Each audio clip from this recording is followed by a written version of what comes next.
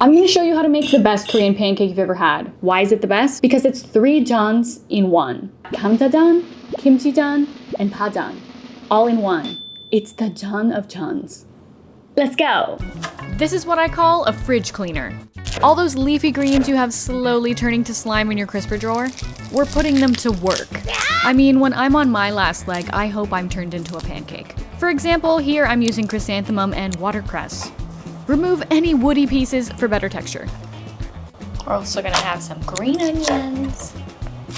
You may call this a bunch of fillers. I call this the key to a successful thick pancake.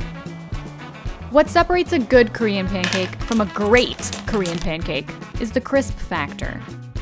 And we all know the king of crisp is potato. I'm leaning more towards taking inspiration from rosti as I cut these potatoes matchstick thin. Dunk the potatoes in water to prevent them from browning. Okay, then you gotta replace this water because it's pretty yucky. And then I just add like a little bit of salt. On to more flavorful things. The kimchi. I got this massive tub of kimchi from Mama O's Kimchi. They mailed it to me all the way from New York. It's come a long way to end up in my pancakes. The best kind of kimchi to use for kimchi-jeon is super fermented kimchi. The funkier, the better. Oh, that's funky. Super sour, it's gonna pack a lot of flavor. You're gonna need a pretty big bowl to hold all this shit. I'm adding a healthy dosage of kimchi to a large bowl, followed by my greens. Because I get this question a lot, the tool I'm using here is called an oroshigane, and I'm using it to grate some garlic. I add 2 cloves of grated garlic to the bowl, along with a handful of baby dried shrimps. This recipe is so easy because I just use Korean pancake mix. A lot less effort needed, and it works really well. For the batter, I add an equal ratio of pancake mix to kimchi juice, along with some salt and baking powder to make it super fluffy. I usually just kind of eyeball it. I just mix this until every single leaf is coated and there's no dry bits of flour. Not as good as macaroni. So to prevent my fluffy, greenery-loaded pancake from being a soggy mess, the exterior is going to be encased in those thin slices of potato. Make sure we pat them super dry before we start to fry. And also the key to crispy is oil. I'm using about 1/4 cup. Oh my gosh, that's so much oil. Can I use an air fryer? Get out. So we're gonna start by putting half of our potatoes into the pan, and then we'll follow it up with our pancake batter. To make sure everything has the chance to cook and crispify evenly, keep the heat on medium-low. I like it pretty thick.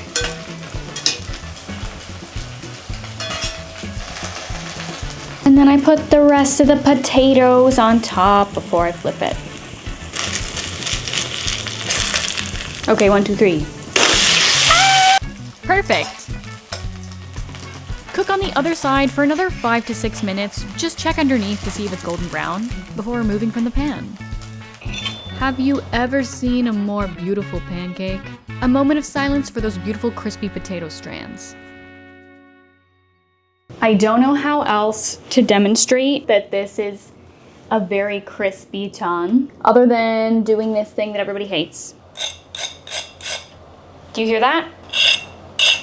Can I stop now? Okay, finally I get to try the jeon of jeons, the ultimate jeon. Originally, I just kind of wanted this to be an exciting kimchi jeon, but I guess it's 3 concepts in one, plus a fridge cleaner, because there's a lot of greenery. But I love when like my pancake is secretly a salad.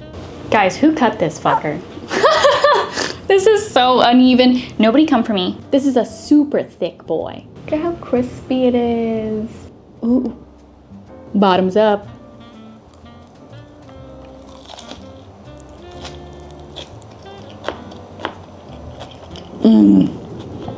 Give me a second. That is so delicious. I really love the sourness from the kimchi. I was using Mama O's kimchi, and thank you so much. They sent me that entire jug. It is so good in these pancakes. You gotta pair it with some dipping sauce. To make a really easy dipping sauce, I use soy sauce, rice vinegar, sugar, gochugaru, and a little bit of onion, and give it a little mix. It does provide some squelching noises in terms of audio, so I might edit that out. I can't believe how good this pancake is. And it's really not that many ingredients. It was so fast. The thin and crispy potatoes on the top does keep it nice and crunchy even after cooking it like 20 minutes ago. I'm kind of slow because I'm recording at the same time. Can you hear that? It's still crispy. Even the potatoes on the other side are crispy. But the inside is like soft and chewy and pillowy. This is the pancake of my dreams. As always, if you try this recipe, send me a picture on Instagram. I totally love seeing what you guys make, and getting pictures sent to me makes my whole day. If you're looking for more recipes from me, you can check them out on my blog, elanboke.com/recipe blog, and I'll link it below as well. Okay, bye, see you next week.